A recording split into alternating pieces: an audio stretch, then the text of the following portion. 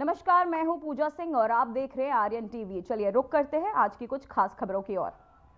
तो वहीं एक बड़ी खबर सामने आ रही है। पीएम मोदी के फ्रांस दौरे का आज आखिरी दिन। मार्शेले में भारतीय वाणिज्य दूतावास का उद्घाटन। पीएम मोदी ने किया दूतावास का उद्घाटन।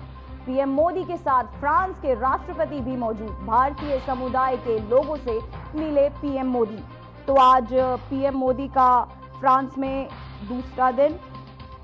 आज के बाद जाएंगे वो अमेरिका, जहां वो डोनाल्ड ट्रंप से कुछ बातचीत करेंगे। मार्शेले में भारतीय वाणिज्य दूतावास का उद्घाटन आज होगा। पीएम मोदी ने किया दूतावास का उद्घाटन। पीएम मोदी के पास फ्रांस दौरे का आज आखिरी दिन।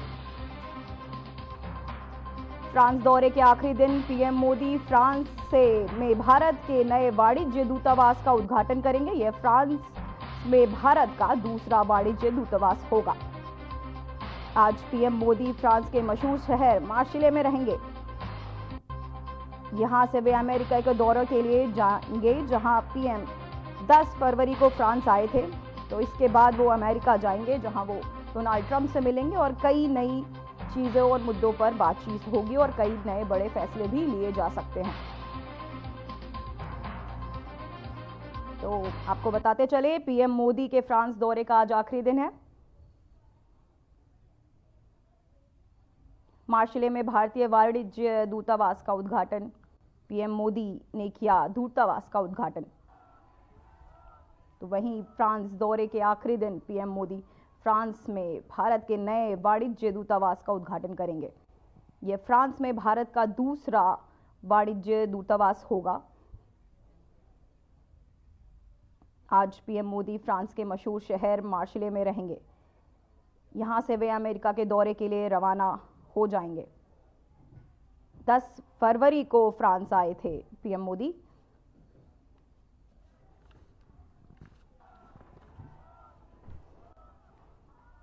तो आपको बताते चले, बड़ी खबर, पीएम मोदी के फ्रांस दौरे का आज आखिरी दिन है। मार्शेले में भारतीय वाणिज्य दूतावास का उद्घाटन। पीएम मोदी ने किया दूतावास का उद्घाटन। पीएम मोदी के साथ फ्रांस के राष्ट्रपति भी मौजूद रहे। भारतीय समुदाय के लोगों से मिले पीएम मोदी। तो बता दें आपको, फ्रांस में पीएम मोदी भारतीय समुदाय के लोगों से भी मिले। क्या कुछ बेहतर नया कर सकते हैं, इस बारे में उनसे जानकारी ली।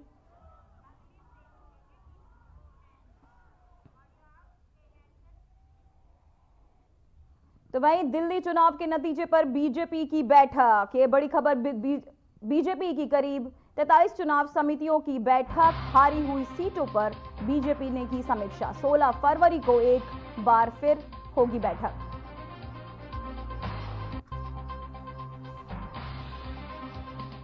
तो बताते चले, दिल्ली चुनाव के नतीजे पर बीजेपी की बैठक हो रही है। बीजेपी की करीब सीटों पर चुनाव समितियों की बैठक भी होगी। हारी हुई सीटों पर बीजेपी ने समीक्षा बैठक बुलाई है। ये 16 फरवरी को एक बार फिर बैठक होगी, जिसमें जिन सीटों पर बीजेपी की हार हुई है, क्या चीज़ें रहीं जिनसे बीजेपी को हार का मुंह देखना पड़ा, वहां उस पर भी चर्चा हो सकती है। दिल्ली के चुनाव के नतीजे पर बीजेपी की बैठक हुई है कि बीजेपी की करीब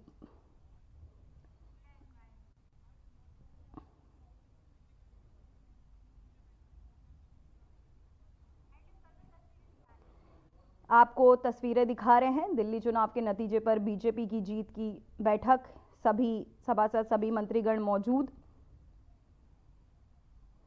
ये हारी हुई सीटों पर बीजेपी ने समीक्षा बैठक की। 16 फरवरी को एक बार फिर बताया जा रहा है बैठक हो सकती है।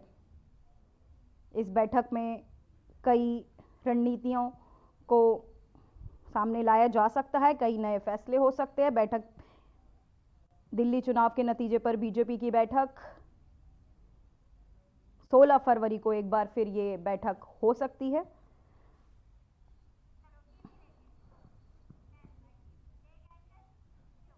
तो वहीं कांग्रेस ने पश्चिम बंगाल में सत्तारूढ़ पार्टी टीएमसी को चुनौती देना शुरू कर दिया है। पूर्वी राज्य में फिर से संगठित होने की अपनी योजना के तहत पार्टी पूर्व राष्ट्रपति प्रणब मुखर्जी के बेटे अभिजीत मुखर्जी को पार्टी में शामिल करेगी। पश्चिम बंगाल के प्रभारी एआईसीसी सचिव अफसर अली खान ने मीडिया से बात की। इस दौरान उन्होंने कहा कि अभिजीत मुखर्जी 12 फरवरी को वरिष्ठ नेताओं की मौजूदगी में कोलकाता में कांग्रेस में फिर से शामिल होंगे।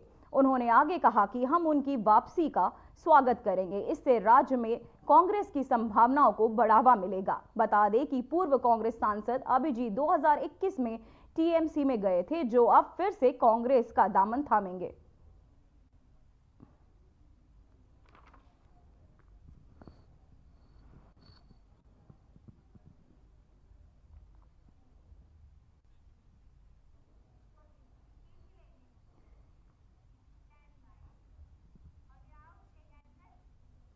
तो और अब हम आपको माघ पूर्णिमा के मौके पर महाकुंभ लिए चलते हैं, जहां का विघंबम दृश्य देखकर आप भी मंत्रमुग्ध हो जाएंगे। ये 4 तस्वीरें जहां महास्नान चल रहा है।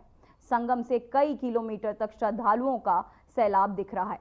कुंभ की पवित्र धारा दिव्य स्नान की परंपरा अनवरत चल रही है। महाकुंभ में माघ पूर्णिमा का महास्नान की तस्वीरें गवाह बन रही हैं। अलौकिक, अद्भुत और आस्था का महाकुंभ की जहां सनातनी मेला लगा है। श्रद्धालुओं पर पूर्ण वर्ष पुष्प वर्षा की ये तस्वीरें वार रूम से सीएम योगी खुद देख रहे हैं। उनका आश्वासन है कि गड़बड़ी नहीं होगी। अब तस्वीरें वाराणसी यानी भगवान शंकर की नगरी काशी की, जहां गंगा घाटों का मनोरम दृश्य आप देख रहे हैं। खचाखच भरे हैं गंगा घाट। और अब तस्वीरें हरिद्वार की देखिए, जहां हर की पौड़ी का ये नजारा अद्भुत है। गुलाबी ठंड के बीच श्रद्धालु काफी दूर दूर से आस्था की डुबकी लगाने हरिद्वार पहुंच रहे हैं।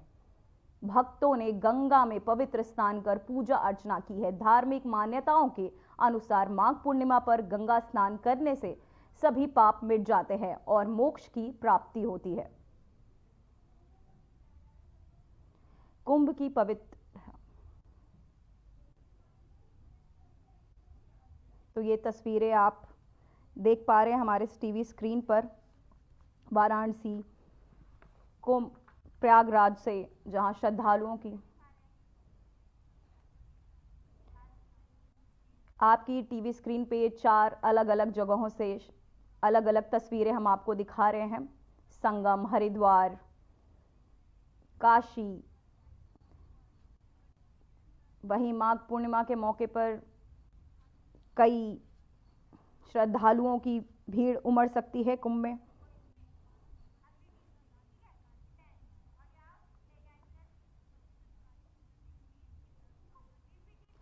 वहीं माघ पूर्णिमा के मौके पर महाकुंभ 2025 का ये 5वां स्नान है। महाशिवरात्रि का स्नान होना बाकी है। यूपी डीजीपीएलओ ने इसे लेकर कहा कि मौनी अमावस्या के दिन एक गलती हुई थी, उससे सीख लेते हुए हम इस पर काम कर रहे हैं कि और बेहतर प्रबंधन कैसे हो। सुनिए क्या कह रहे हैं डीजीपीएलओ।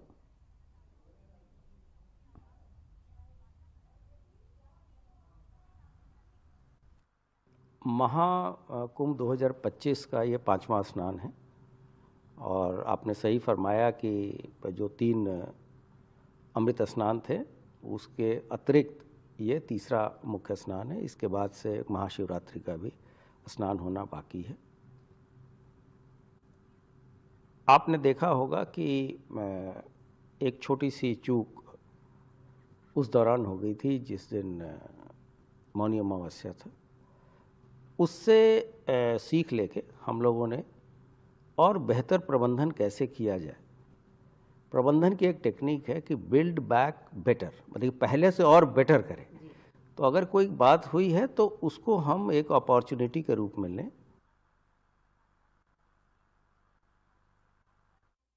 लखनऊ में बनाया गया वॉर रूम, हमारे 2500 से ज़्यादा कैमरे एक्टिव है। सरकार ने पूरी अच्छी व्यवस्था महाकुंभ में भक्तों के लिए कर रखी है। हमारे आपको बताएं कि 2500 से भी ज़्यादा कैमरे वहां एक्टिव है। 1 करोड़ से ज़्यादा लोगों ने वहां स्नान अब तक कर लिया है और लगातार ये गिनती बढ़ती ही जा रही है। भक्तों के श्रद्धालु कुंभ में हर जगह से स्नान के लिए पहुंच रहे हैं। हमारे 2500 से ज्यादा कैमरे एक्टिव, ऐसा सरकार का दावा है कि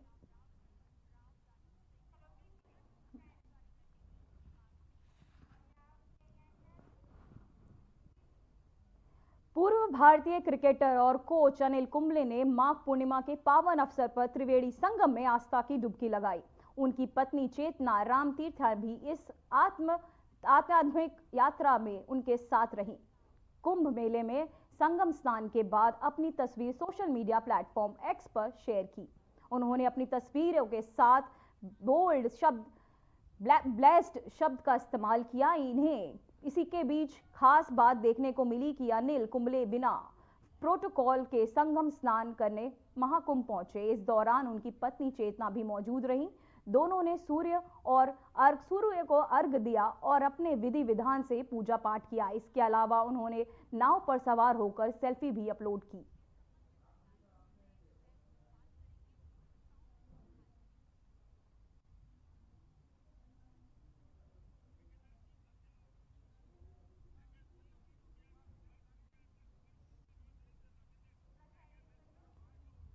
तो आप देख सकते हैं हमारी टीवी स्क्रीन पर कि पूर्व भारतीय क्रिकेटर कोच अनिल कुंबले ने माघ पूर्णिमा के इस पावन अवसर पर अपनी पत्नी के साथ त्रिवेणी संगम के में आस्था की डुबकी लगाने पहुंचे। उनकी पत्नी चेतना रामतीर्था भी इस आध्यात्मिक यात्रा में उनके साथ रहीं। इसके बाद उन्होंने मीडिया पोर्टल एक्स पर भी अपनी तस्वीरें साझा की हैं, जिस पर उन्होंने लिखा है कि ब्लेस्ड। आपको बता दें कि उन्होंने अपनी पत्नी के साथ ब्लेस्ड शब्द का इस्तेमाल किया पोर्टल पर अपनी तस्वीर अपलोड करते समय। इसी के बीच एक खास बात देखने को मिली कि अनिल कुंबले बिना प्रोटोकॉल के संगम में स्नान कर रहे थे। इस दौरान उनकी पत्नी चेतना भी उनके साथ मौजूद रही। दोनों ने सूर्य को अर्घ दिया और पूरे विधि विधान के साथ पूजा पाठ किया और महाकुंभ के इस पवित्र स्नान का लुत्फ उठाया और सूर्य को अर्घ दिया और भगवान को नमन किया। आपको बताते चले, आप देख रहे हैं हमारे टीवी स्क्रीन पर कि भारतीय क्रिकेटर कैसे अनिल कुंबले महाकुंभ में स्नान के लिए पहुंचे हैं अपनी पत्नी के साथ। उनकी पत्नी चेतना उनके साथ वहां पहुंची और महाकुंभ में स्नान का उन्होंने लुत्फ उठाया। पूर्व भारतीय क्रिकेटर हैं हम अनिल कुंबले।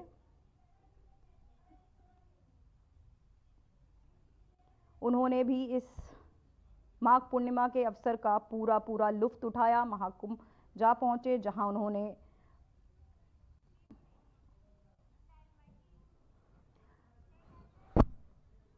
खबर पश्चिम दिल्ली से है, जहां जनकपुरी थाना पुलिस ने 2 ऑटो लिफ्टर को हिरासत में लिया है। पुलिस ने इन्हें कब्जे में लेकर एक चोरी की मोटरसाइकिल और एक चोरी की स्कूटी भी बरामद की।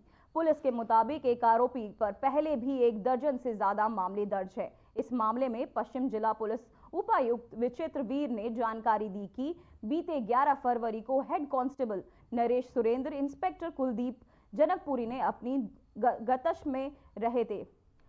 गश्त के दौरान उन्हें मोटरसाइकिल पर 2 संदिग्ध व्यक्ति दिखाई दिए। उन्हें रोकने का इशारा किया और उनकी जानकारी ली।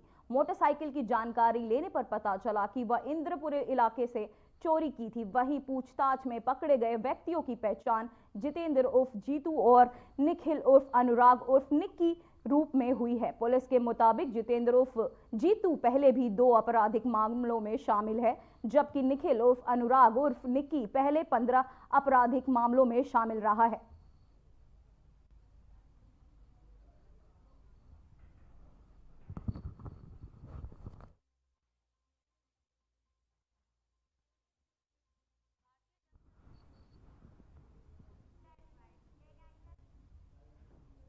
तो वहीं क्राइम ब्रांच और एंटी नारकोटिक्स टास्क फोर्स की टीम ने नशा मुक्त भारत अभियान के तहत एक हेरोइन तस्कर दीपक को गिरफ्तार किया है।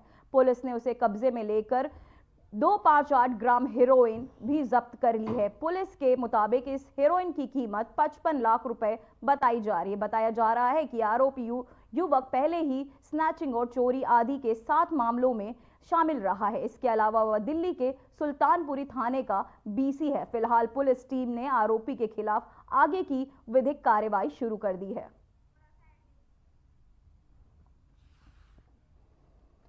दिल्ली पुलिस की क्राइम ब्रांच टीम ने हाल ही में एक कुख्यात लुटेरे को गिरफ्तार किया है। पुलिस के मुताबिक यह आरोपी कई दिनों से चोरी कर रहा था।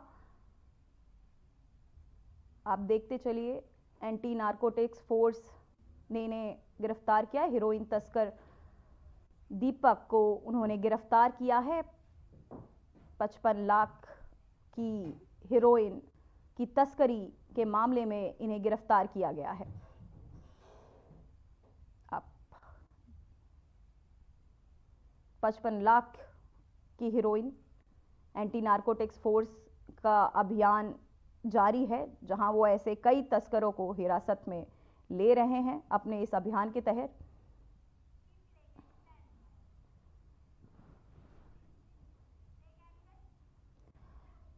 तो वही खनौरी बॉर्डर पर चल रही किसान महापंचायत के दौरान किसान नेता बलदेव सिंह सिरसा की तबीयत अचानक बिगड़ गई, जिसके बाद उन्हें तुरंत एम्बुलेंस से राजिंदरा हॉस्पिटल पटियाला भर्ती कराया गया। इस बारे में किसान नेता काका सिंह कोटड़ा, लखविंदर सिंह ओखला और गुरदीप सिंह चाहल ने जानकारी दी। उन्होंने बताया कि बलदेव सिंह सिरसा अचानक बेहोश होकर गिर गए थे।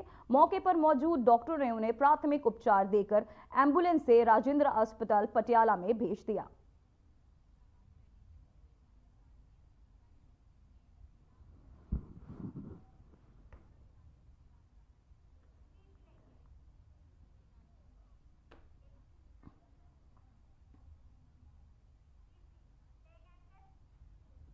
तो वहीं फतेहपुर जिले में दिल्ली से प्रयागराज महाकुंभ जा रही ट्रैवलर बस को डंपर ने टक्कर मार दी। हादसे में 4 श्रद्धालुओं की मौके पर ही मौत हो गई। वहीं 17 अन्य श्रद्धालु घायल हो गए।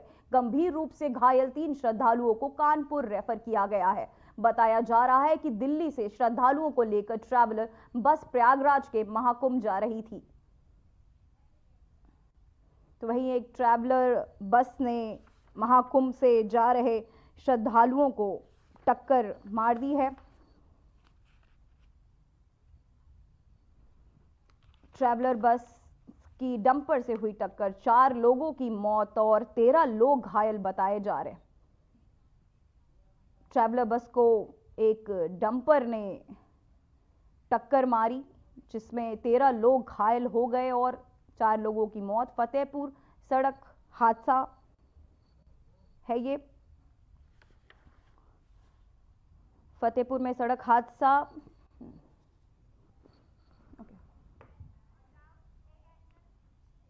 तो वहीं खबर पंजाब से है, जहां पंजाब मुख्यमंत्री भगवंत मान और डीजीपी पंजाब के तहत नशे और आपराधिक तत्वों पर नियंत्रण लगाने और आरोपी गतिविधियों को रोकने के लिए एक ऑपरेशन कासो चलाया गया।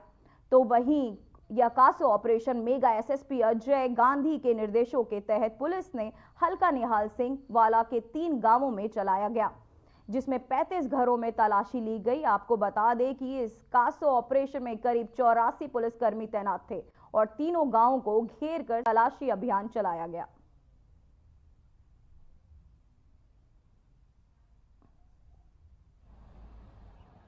मानयोग डीजी साहब श्री गौरव यादव IPS ਉਹਨਾਂ ਦੇ ਦਿਸ਼ਾ ਨਿਰਦੇਸ਼ਾਂ ਤਹਿਤ ਸਾਰੇ ਪੰਜਾਬ ਦੇ ਵਿੱਚ ਇੱਕ ਕਾਸੋ ਆਪਰੇਸ਼ਨ ਚਲਾਇਆ ਜਾਂਦਾ, ਜਿਹੜਾ ਕਿ ਡਰੱਗ ਅਬਿਊਜ਼ ਦੇ ਰਿਲੇਟਡ ਹੈ। ਉਹਦੇ ਸੰਦਰਭ ਦੇ ਵਿੱਚ ਅੱਜ ਮਾਨਯੋਗ SSP ਸਾਹਿਬ ਸ਼੍ਰੀ ਅਜੇ ਗਾਂਧੀ ਜੀ ਦੇ ਨਿਰਦੇਸ਼ਾਂ ਦੇ ਤਹਿਤ ਜ਼ਿਲ੍ਹਾ ਮੋਗਾ ਦੇ ਵਿੱਚ ਸਬ ਡਿਵੀਜ਼ਨ ਨਿਹਾਲ ਸਿੰਘ ਵਾਲਾ ਦੇ ਥਾਣਾ ਬੱਧਨੀ ਦੇ ਵਿੱਚ ਪੈਂਦੇ ਪਿੰਡ ਬੁੱਟਰ, ਰਣੀਆਂ ਔਰ ਰਾਊਕੇ, ਤਿੰਨਾਂ ਪਿੰਡਾਂ ਦੇ ਵਿੱਚ ਕਾਸੋ ਆਪਰੇਸ਼ਨ ਕੀਤਾ ਗਿਆ। ਟੋਟਲ ਲਗਭਗ ਅਸੀਂ 35 ਘਰਾਂ ਦੀ ਸਰਚ ਕੀਤੀ ਗਈ ਹੈ, ਜਿਸ 'ਚ ਅਸੀਂ ਕਾਫੀ ਫੋਰਸ, ਸਾਡੀ ਟੋਟਲ 84 ਦੇ ਕਰੀਬ ਫੋਰਸ ਦੇ ਨੁਮਾਇੰਦੇ ਹਨ। ਔਰ ਜਿਹੜੇ ਸਾਡੇ ਡਰੱਗਸ ਦੇ ਵਿੱਚ ਆਲਰੇਡੀ ਸਮਗਲਰਸ ਔਰ ਜਿਹੜੇ ਜਿਨ੍ਹਾਂ ਦੀ ਸਾਨੂੰ ਹੌਟ ਸਪੌਟ ਹੈਗੇ ਨਾ ਇਸ ਥਾਣੇ ਦੇ ਤਿੰਨੇ ਪਿੰਡਾਂ ਦੇ, ਉਹਨਾਂ ਨੂੰ ਅਸੀਂ ਕਾਸੋ ਆਪਰੇਸ਼ਨ ਦੇ ਤਹਿਤ ਕਾਰਡਨ ਐਂਡ ਸਰਚ ਆਪਰੇਸ਼ਨ ਕੀਤਾ ਗਿਆ ਹੈ ਤੇ ਜੇ ਚੱਲ ਰਿਹਾ ਹੈ ਸਾਡਾ ਆਪਰੇਸ਼ਨ। ਉਮੀਦ ਹੈ ਸਾਨੂੰ ਕੁਝ ਨਾ ਕੁਝ ਉਪਲਬਧੀਆਂ ਹੋਣਗੀਆਂ। ਕੁਝ ਜਿਹੜਾ ਅਸੀਂ ਜਿਸ ਘਰ ਦੇ ਕੋਲ ਖੜੇ ਹਾਂ ਇਹ ਆਲਰੇਡੀ ਇੱਕ ਵੱਡਾ ਸਮਗਲਰ ਹੈ, ਤੋ ਇਹਦੇ ਘਰ ਨੂੰ ਫਰੀਜ਼ ਵੀ ਕੀਤਾ ਗਿਆ ਹੈ, ਤੁਸੀਂ ਦੇਖ ਸਕਦੇ ਹੋ। ਤੋ ਇਸੇ ਸੰਦਰਭ ਦੇ ਵਿੱਚ ਸਾਡਾ ਜੇ ਆਪਰੇਸ਼ਨ ਚੱਲ ਰਿਹਾ ਹੈ ਤੇ ਉਮੀਦ ਹੈ ਕਾਫੀ ਸਾਨੂੰ ਰਿਕਵਰੀ भी होएगी। तो वहीं खबर पंजाब से है, जहां अमृतसर के रंजीत एवेन्यू इलाके में एक 55 वर्षीय व्यक्ति की होटल की छठी मंजिल से कूदकर आत्महत्या कर ली। वहीं उस व्यक्ति को रंजीत एवेन्यू स्थित निजी अस्पताल में भर्ती कराया गया, जहां व्यक्ति की मौत हो गई। बताया जा रहा है कि बुजुर्ग व्यक्ति पिछले कई दिनों से डिप्रेशन में था। पुलिस का कहना है कि रंजीत एवेन्यू इलाके में एक निजी होटल की छठी मंजिल से कूदकर व्यक्ति ने आत्महत्या कर ली। पुलिस ने परिवार के सदस्यों से बात की, जिन्होंने बताया कि वह कुछ दिनों से अवसाद और से ग्रस्त था, जिसके बाद उन्होंने यह कदम उठाया। फिलहाल पुलिस ने मृतक के शव को कब्जे में लेकर पोस्टमार्टम के लिए भेज दिया है।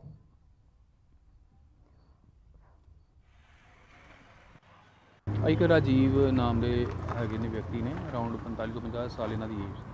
ਇਹਨਾਂ ਇੱਕ ਸੁਸਾइड अटैम्प्ट ਕੀਤੀ ਸੀ ਜਿਹਦੇ ਵਿੱਚ ਇਹਨਾਂ ਦੀ ਡੈਥ ਹੋ ਗਈ ਹੈ। ਇਹਨੇ ਕਿਸੇ ਆਪਣੀ ਇੱਕ ਬਿਲਡਿੰਗ ਤੋਂ ਇਹਨਾਂ ਨੇ ਛਾਲ ਮਾਰ ਕੇ ਆਪਣੀ ਜਾਨ ਲੈ ਲਈ। ਉਹ ਤੇ ਜੋ ਆਪਣੇ ਹੁਣ ਆਪਾਂ ਇਹਨਾਂ ਦੀ ਸਟੇਟਮੈਂਟ ਲੈ ਰਹੇ ਹਾਂ, ਜਦੋਂ ਜੋ ਸਟੇਟਮੈਂਟ ਦੇਣਗੇ ਉਹਦੇ ਅਕੋਰਡਿੰਗਲੀ ਆਪਾਂ ਕਾਰਨ ਦਾ ਪਤਾ ਲੱਗਾ ਕੀ ਹੈ? ਨਹੀਂ ਜੀ, ਉਹ ਦੱਸਣਗੇ ਤਾਂ ਆਪਾਂ ਨੂੰ ਪਤਾ ਲੱਗੇਗਾ ਕਿ ਕੀ ਕਾਰਨ ਆ। ਕਹਿ ਰਹੇ ਆ ਇਹਨਾਂ ਦਾ ਕੋਈ ਹੈ ਸੀ, ਕੋਈ ਪਰਸਨਲ ਇਸ਼ੂ ਸੀਗਾ ਇਹਨਾਂ ਦਾ, ਉਹਦੇ ਬਿਹਾਫ ਤੇ ਜੋ ਵੀ ਸਾਨੂੰ ਸਟੇਟਮੈਂਟ ਦੇਣਗੇ ਆਪਾਂ ਕਾਰਵਾਈ ਕਰਾਂਗੇ। ਫੈਮਿਲੀ ਪਹੁੰਚੇ ਲੋਕ? ਹਾਂਜੀ, ਫੈਮਿਲੀ ਪਹੁੰਚੀ। ਫੈਮਿਲੀ ਨੇ ਕੁਝ ਨਹੀਂ ਦੱਸਿਆ? ਨਹੀਂ, ਹਾਲੇ ਫਿਲਹਾਲ ਉਹਨੇ ਕੁਝ ਨਹੀਂ ਦੱਸਿਆ। ਤਾਂ ਹੀ ਆਪਾਂ ਉਹਨਾਂ ਕੋਲ ਪੁੱਛਿਆ ਵਾ। ਕਿਹੜੀ ਮੰਜ਼ਿਲ ਤੋਂ ਚਲਾਨ ਮਾਰੀ ਹੈ? ਇਹ ਬਿਲਡਿੰਗ ਦੀ ਟੌਪ ਫਲੋਰ ਤੋਂ ਇਹਨਾਂ ਨੇ ਛਾਲ ਮਾਰੀ ਹੈ। ਉਮਰ ਕੀ ਆ ਤੇ ਕਿਹੜਾ ਏਰੀਆ?